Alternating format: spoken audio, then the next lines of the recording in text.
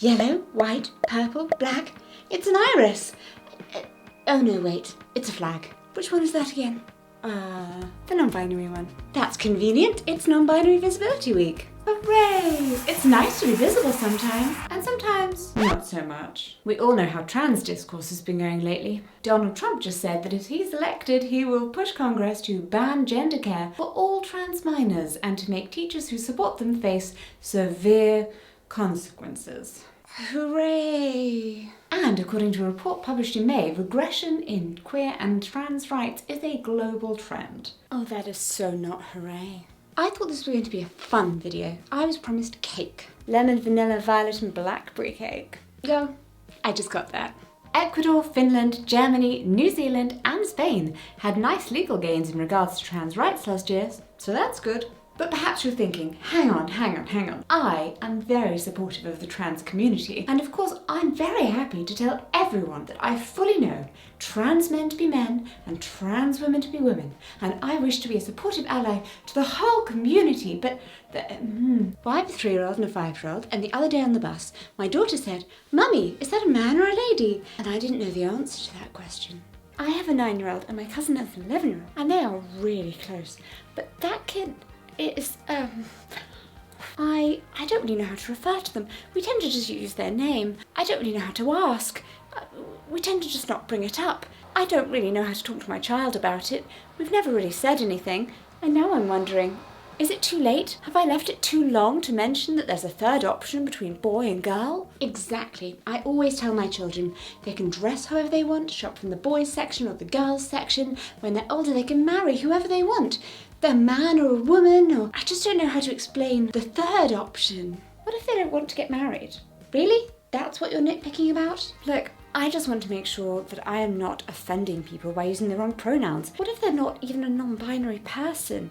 Am I offending them by asking for their pronouns then? I'm pretty sure non-binary people can look all different types of ways. There isn't necessarily one look. Oh, well, who's being nitpicky now? I thought this was an open discussion of our fears. Okay, this feels painfully millennial. So you're a parent or child adjacent and have good intentions, but you're scared of mucking it up and saying something wrong. And you want to teach your children about non-binary identities, but you have no idea where to start. Let's discuss.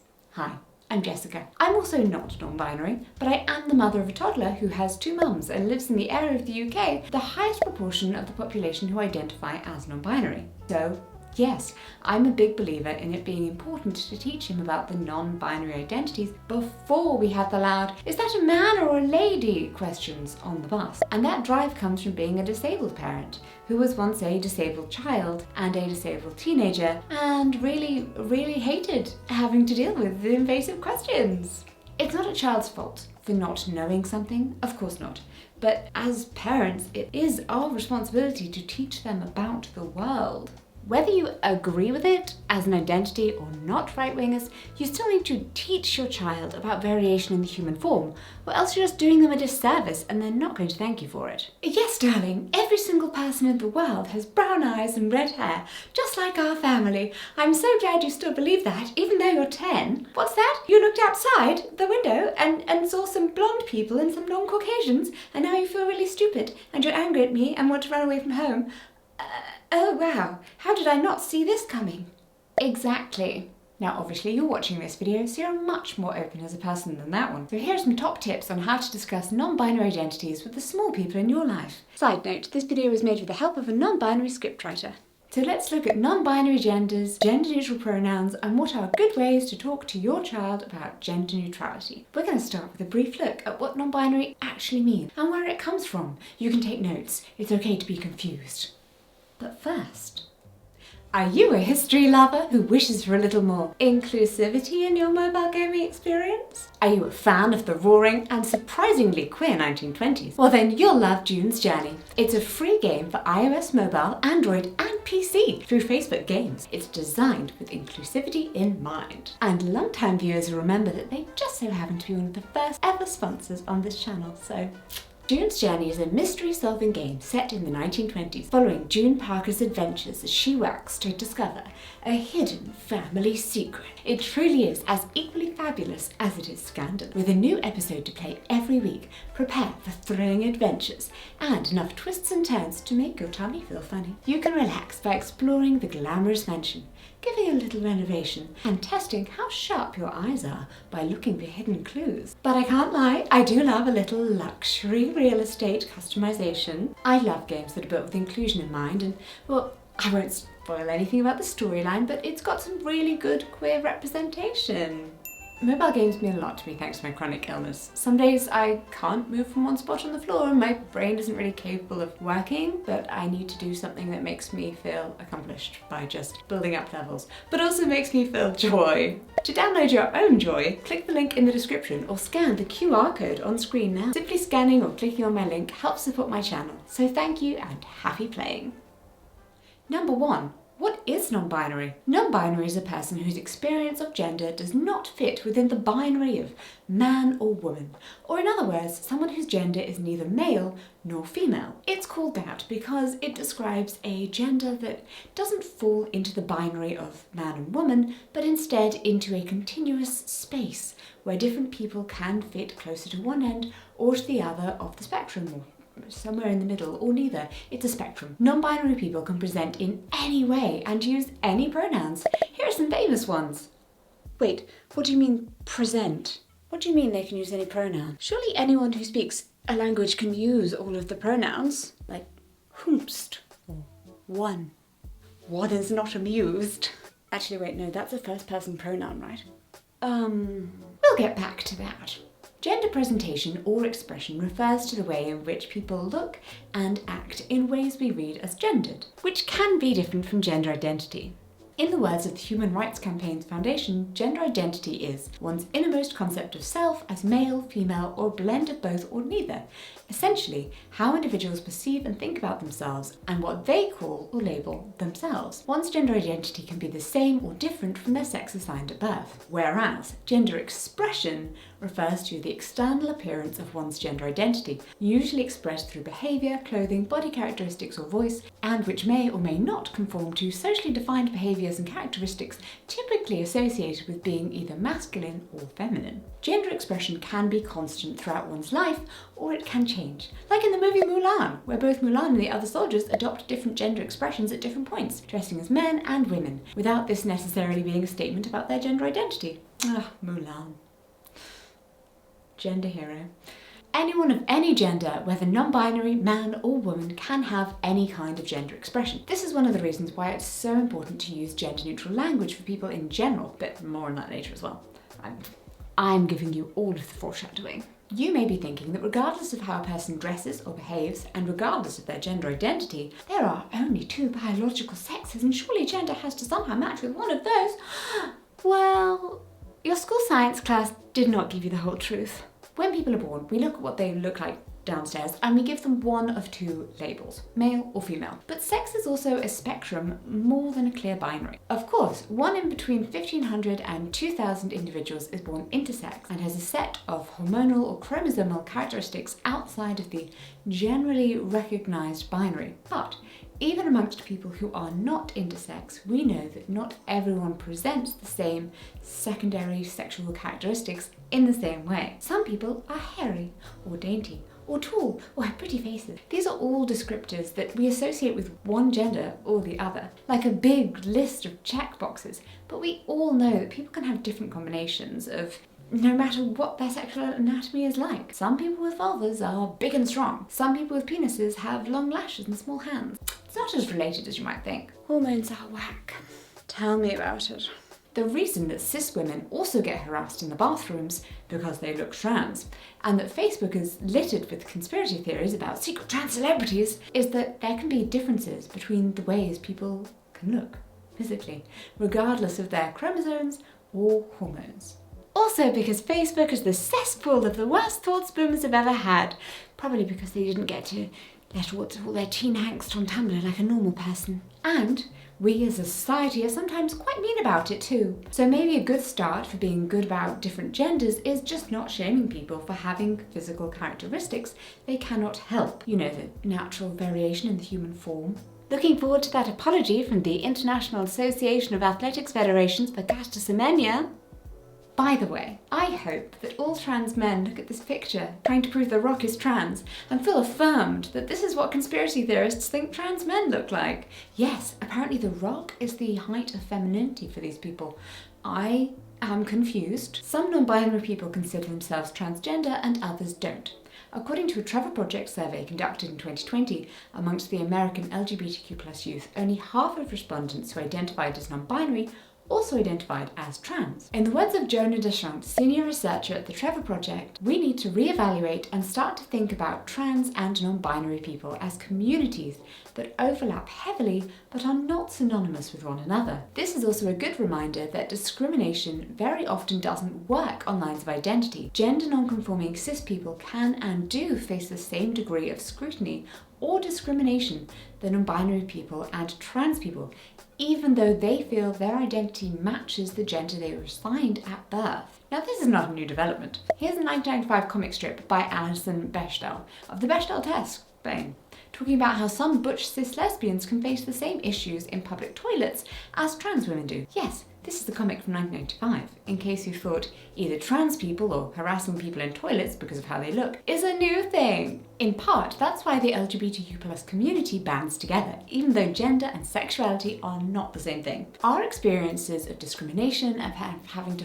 fight to occupy public spaces without shame or legal repercussions, often overlap, even though our identities, sexualities, and experiences of gender are different, because we're perceived in similar terms. But back to non-binary. Non-binary genders and pronouns across the world. Historically speaking, many cultures in the world have recognized that human experience can be divided in more than two genders. I've already talked in another video about Hijra, a non-binary gender in India, Pakistan, and Bangladesh, but there are also other groups, such as, and I can never pronounce this correctly, the Muxes of the Yucatan Peninsula in Mexico, or all of the different non-binary gender roles in native societies in North America that in 1990 were joined together under the umbrella term Two-Spirit. I'm here using non-binary only in a very literal sense to describe gender roles that do not fall under man or woman, as not all of the people who identify with these labels will use the word non-binary to refer to themselves. Some of these people also identify as trans women, more generally trans, or none of the above. The thing to remember here is that different times and places have arrived at the idea that there are several different experiences of gender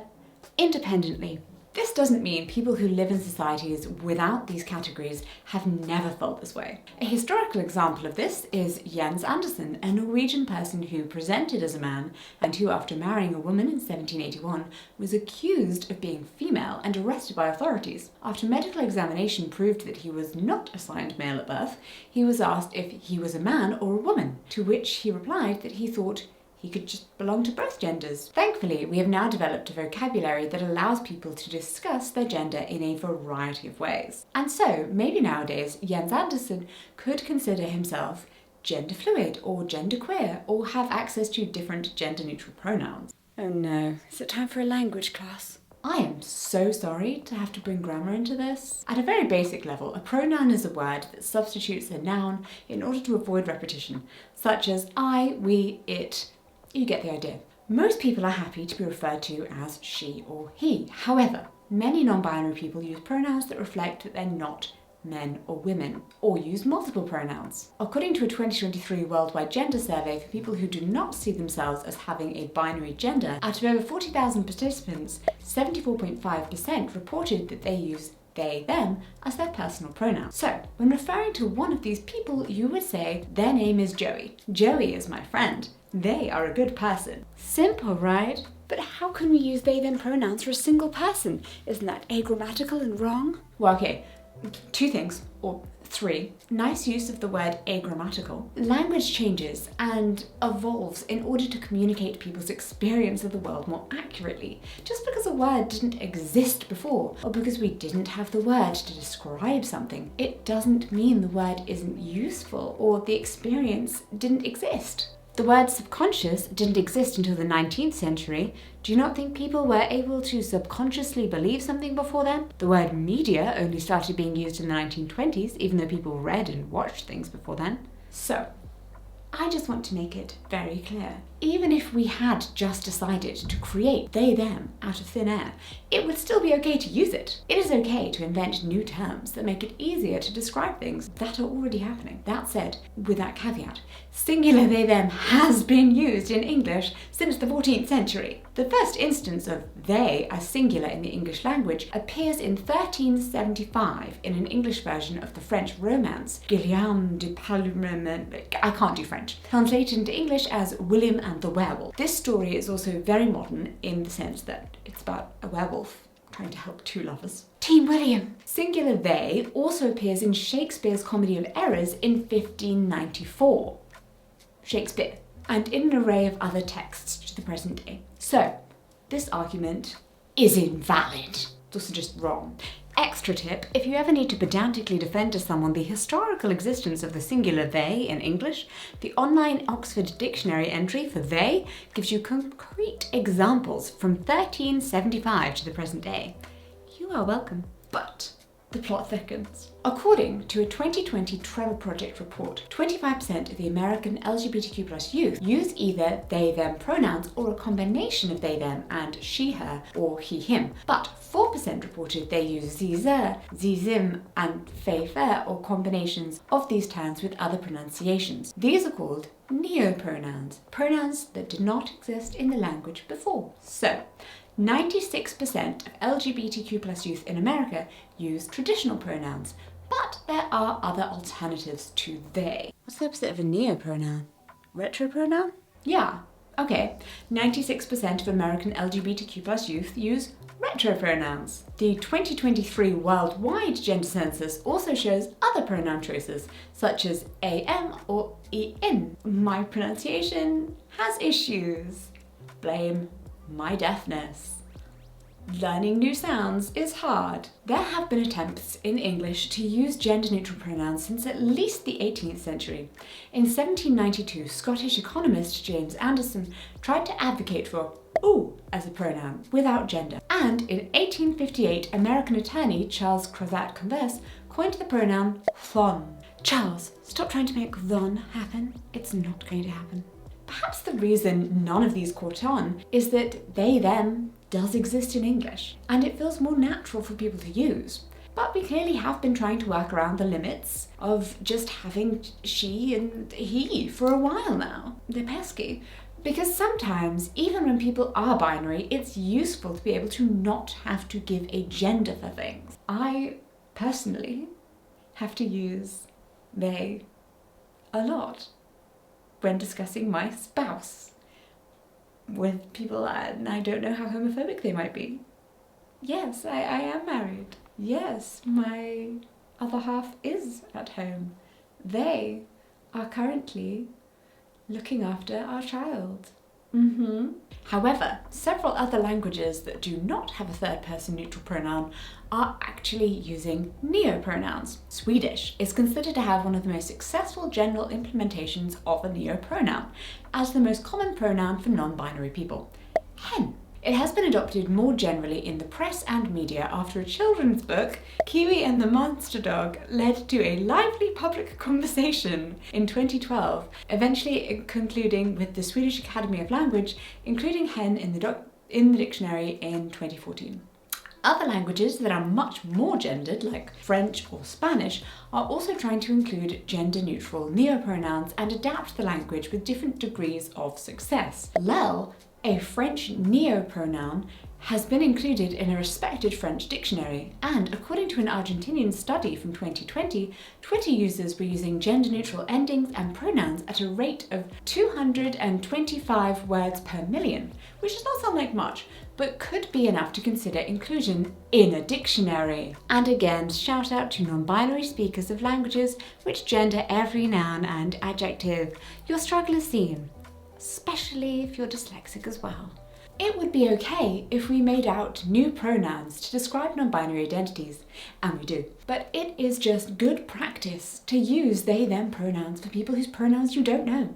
And quite frankly, you just can't know what a stranger's pronouns are by looking at them, because gender identity and gender expression are not the same thing. Respecting people's pronouns is not just a matter of politeness. According to Jonah Deschamps, respect for pronouns is correlated with decrease in attempted suicide and is associated with a real increase in quality of life and mental health for young people. Non-binary youth who said no one respected their pronouns reported a more than 2.5 times higher rate of attempting suicide in the past year than those who said their pronouns were respected by all or most of the people they know. If you have non-binary people in your life, they probably have preferences in terms of pronouns or terms of address they like. Just listen to the people in your life and pay attention to the ways in which they refer to themselves first and foremost. Individual non-binary people, for instance, may feel differently about what pronouns you use for them. Some of them may not mind if people call them he, she, or they. They just feel like these are labels that express no meaning. They're only there because the English language requires them grammatically. Some non-binary people use she, her, or he, him pronouns as well as they, them. Just like some people are very upset if you call them by a nickname instead of their full name. That's me. And some people have no strong preference.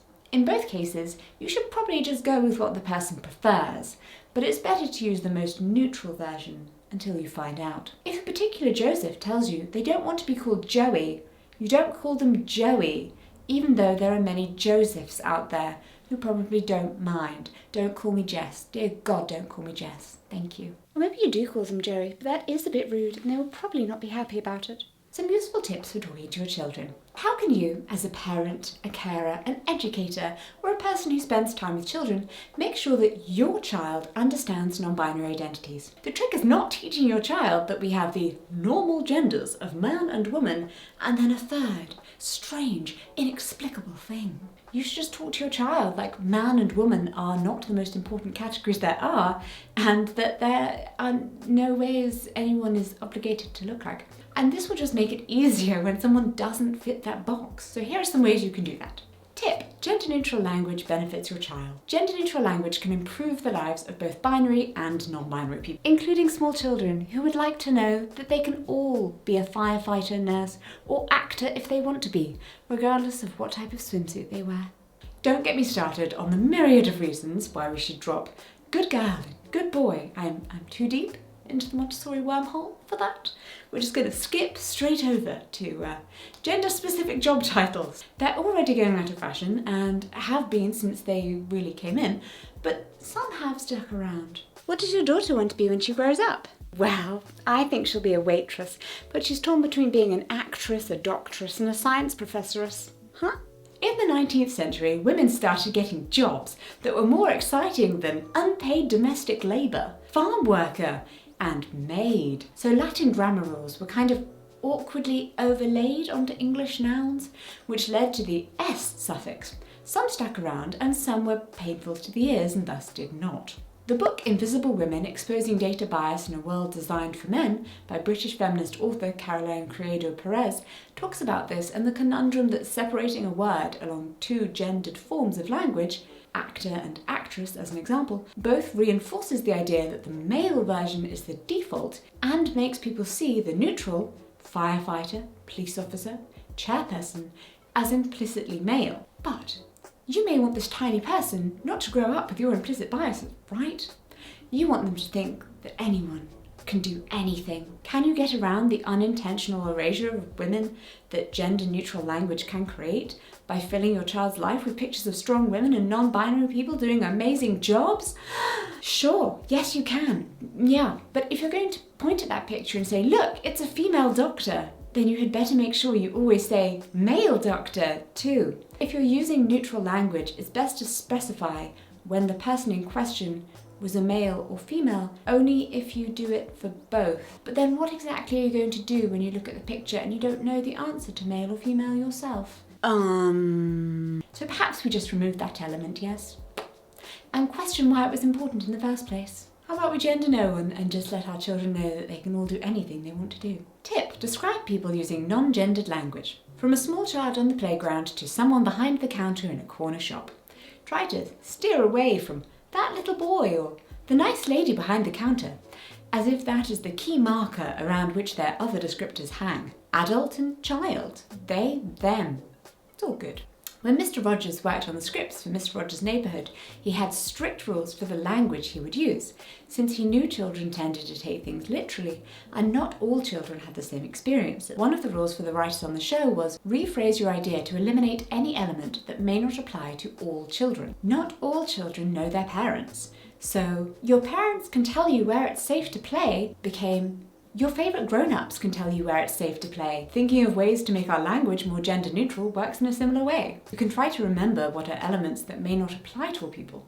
For instance, not every person who is married has a husband or a wife. So if you ask someone about their spouse instead, people married to someone of the same gender, or no gender, will not have to decide if they should correct you when you get it wrong. And you will also not need to make an assumption about somebody's sexuality. Everybody wins! Yay! Trying to be more gender neutral will also make you think of what things you are gendering unnecessarily for your children. According to a 2009 study on the acquisition of gender labels in infancy, toddlers often learn first that people can look like girls and behave like boys. Gender may be initially more salient for girls because of the distinctiveness of girly clothes and decorations, for example, pink frilly dresses. Boys' clothing is comparatively less stereotyped, and it might be more difficult to learn that part of being a boy is avoiding girly things compared to learning what things to approach and embrace. In general, previous research has found that if appearance stereotypes are stronger when children think of girls,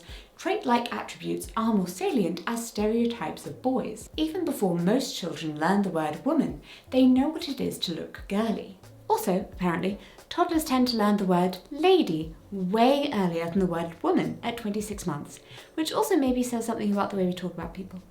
And it is so true from my experience. He absolutely says lady in place of woman, but not gentleman. Probably because that's a longer word. I believe it was Immanuel Kant who said your brain is just a bunch of boxes. As we grow up, we make categories in our mind that help us classify people, objects and ideas into different groups, and we use the things we see around us in combination with the ways others talk about them. This is why it's important to avoid telling your child they or others should behave like a gender. The boxes in a child's mind are made of the way in which they see the world and the ways they learn about it. So even though we think of terms like tall, old, boy, girl as neutral, a child learns them in relation to themselves.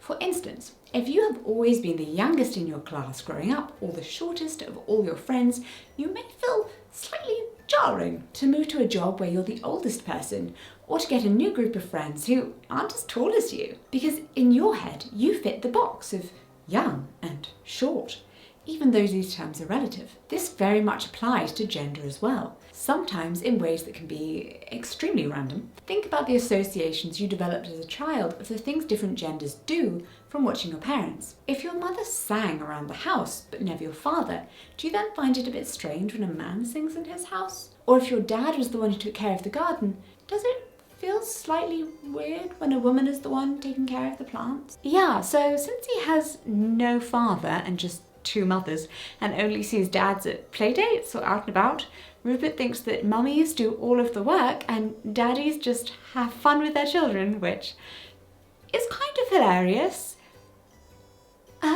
And also means there's going to be some unlearning.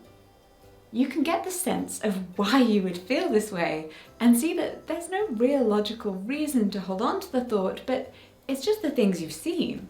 I mean, Rupert thinks that all of his friends who are shorter than him are younger than him, even if they're in the class above, or they were a literal toddler when he was a baby who couldn't even roll over. He's trying to build categories in his brain that help him break apart and understand the world. But Clearly, it's not that he has a sense of what younger than him mean. He knows that people who are younger than him and older than him are in a different category that looks different from what he looks like right now, and that's about it. He'll have to learn that younger actually means born after me, as opposed to someone who's shorter than me. Because we all come in different sizes and he's a tall child.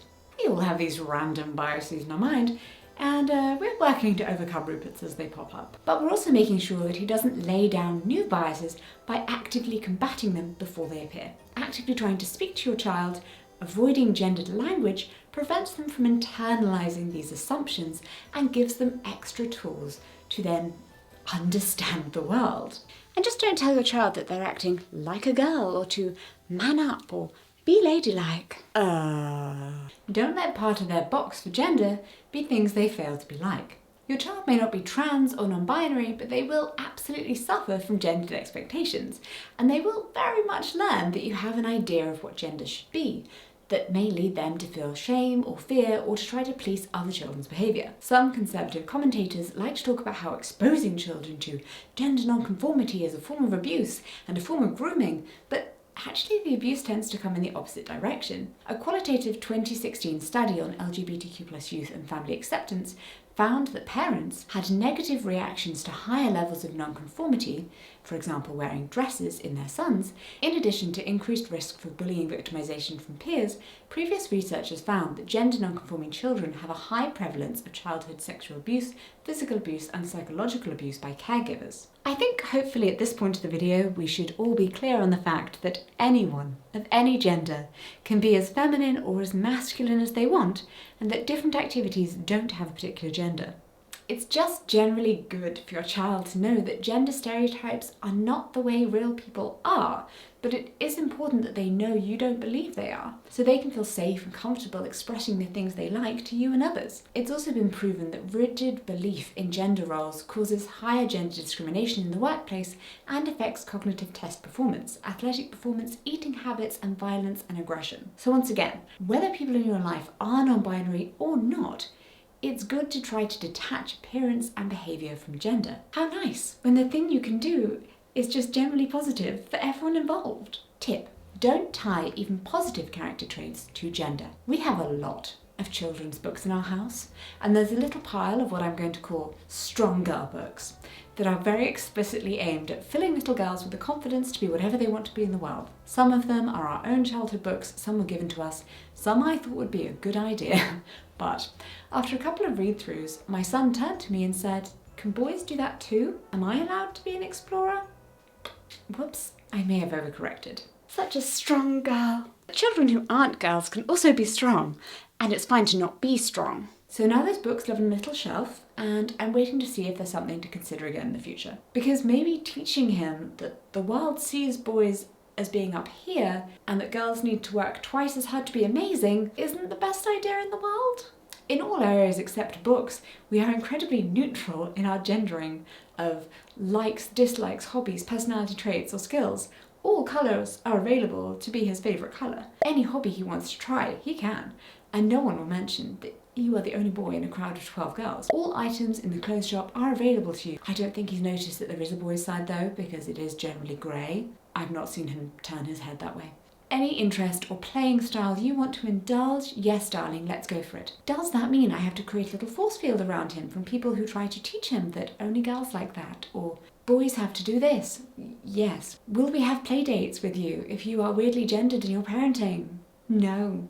Boys will be boys is not an excuse to let your son smack someone in the face in the playground, especially when I just saw you yelling at your daughter for sitting in an unladylike way. Let the girl sit however she wants. And the great thing is that he actually gets to choose what he really likes, because everything is available to him. Something his other mother, who grew up liking absolutely none of the girl things on offer to her, didn't really get to enjoy. Gender does matter, of course it does. Absolutely nobody would put themselves through transphobia if gender as a concept didn't matter at all. But it doesn't have to loom so large that we feel we're stuck on predestined paths and unable to make our own choices and forced to perform gender to fit in. Take gender out of language when it's irrelevant, just as we've tried to convince older generations to take race out when it's irrelevant. Why are you guessing at the museum attendant's parents' ethnicity? It has nothing to do with your story, and I'm even less on your side for eating a sandwich in there now. Let boy and girl hold as much weight with your child as blonde and a bit smaller than me. Just one of many ways to describe or catalogue a person in the Rolodex of their minds. Not that they know what a Rolodex is. And let them know that there is another option. Tip: listen to how people talk about themselves. This is a very short one. What can you do if you can't trust appearance to determine people's gender? Well, first of all, you can just use gender-neutral language. And if you need to know, you can ask how someone would like to be addressed. But before asking about someone's gender, do think to yourself, do you need to know what this person is? Why? Try to limit your questions to aspects that are relevant to your interaction, like what pronouns or terms they prefer, not what are they? That's just a rude question. But you can also watch out for the way people talk for themselves and the pronouns that are used in a conversation to refer to different people. Recently, Matt Smith from House of the Dragon, which I love, was praised for correcting Sue Perkins about his co-star Emma Darcy's pronouns in an interview. To be perfectly fair, he didn't correct her directly, he just used the right pronouns, which are they them. This is where the bar is. It was news that someone used the right pronouns for a non-binary person after someone else misgendered them. Maybe remember that when someone complains that people are policing how you talk about people. But this is the most non-confrontational and less awkward way to correct someone and to confirm what someone else prefers. Just listen. Be a team player. If you hear someone being misgendered, don't worry about making things awkward for the person who did the misgendering. Chances are they either won't notice that you are using the right pronouns, or if they do, they will be grateful for the extra information. So glad you told me. Now I know how to talk about them next time. Tip: be honest. If your child has questions, just answer them simply. Don't assume people being different is too complicated of a concept. Your child is still building all of the boxes where all the categories of people go. Some people are not boys or girls. It's as much a new piece of information for a toddler as Granddad is your mummy's dad, not mine. Absolutely rocked my toddler's world with that one, since we were visiting family in Malaysia, and Granddad was the only other white person near me for weeks. No, Rupert, Caucasian people are not all related. And if you don't know an answer, it is actually okay to tell your child you don't know. You can maybe find out together. Get some nice LGBTQ+ themed books from the library. Or find someone who has the lived experience of being non-binary. Being open about not having all of the answers will also make it way less stressful than the worry that you might say the wrong thing. This is more of a general tip than a gender issue, but it's also not a moral failure to be wrong. It is productive for your child to watch you learn new things as well. Research shows that we often underestimate the level of discomfort, embarrassment, and shame children associate with seeking help, and that children as young as 7 think asking for help is a sign of incompetence.